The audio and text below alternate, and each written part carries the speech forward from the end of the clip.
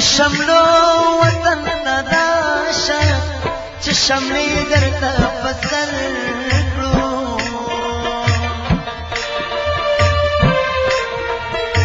رڼا د ستورو راوړم بار وینې د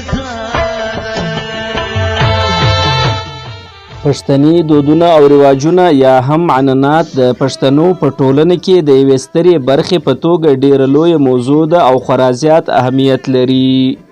خو دا دودونه په پښتني ټولنه کې د یو منل شوي قانون او ټولنیز دستور حکم لري.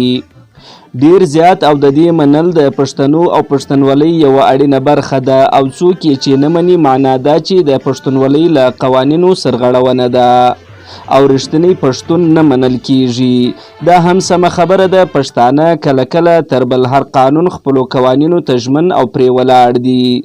دا قوانین دوی تر بل هر څه معتبر د ویاړ او فخر سبب یې هم ګرځولي.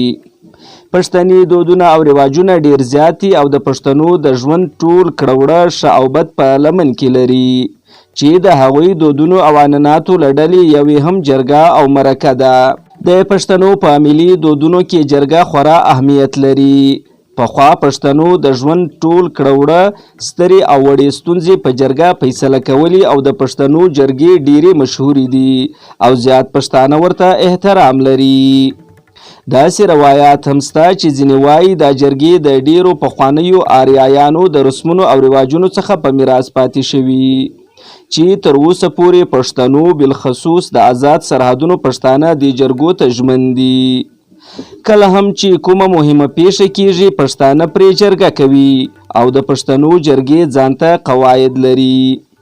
د جرګې ځای معلوم وي چې حجره، چوتره یا دیره او یا هم کوم لوی ماجد وي او د پښتنو په ټولنه کې د جرګې خلک معلوم وي چې په هغوی کې څوک اختلاف نه لري. جرګه د پښتنو یو لرغونی دود دی چې قومي مشران، علما کرام، مخور او پوهان پکې د بیلابیلو مسایلو په اړه سره راټولیږي او پریکړې کوي. خو په اصطلاح کې جرګه د قبیلوي سپینږیرو او مشرانو او علماو هغې غونډې او جرګې ته وایي چې د بیلابیلو مسایلو د حل لپاره جوړیږي. جرګې تر ډیره د تاریخ په اوږدو کې د پښتنو مسایلو او یا هم د پښتنو په ټولنو او کلیو کې جوړې شوي دي. په قبایلو کې د جرګې پریکړې باید عملي شي. مخالفت او سرغړونې ډېرې ناوړې پایلې لري. په جرګو کې واک مطلق د جرګوالو سره وي او فیصلې هم دواړو غاړو باندې لازمي وي. هره غاړه چې سرغړونه وکړي جرګه یې په مقابل کې دریږي او خپله پریکړه ورباندې عملي کوي.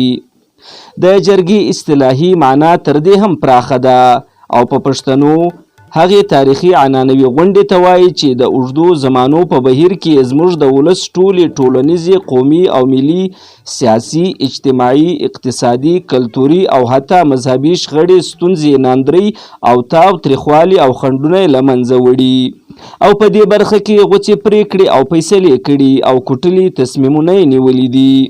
د جرګو ژوندۍ بڼه اوس هم زموږ په قبایلو کې شته او دوی خپلې کلیوالې شخړې پکې فیصله کوي. دغه راز دلته په جنوبي پښتونخوا ژوب ښار کې هم څو میاشتې وړاندې د ژوب سپین ږیرو علما کرامو پوهانو یوه جرګه وکړه چې په ژوب ښار کې ستر مثال قایم کړ.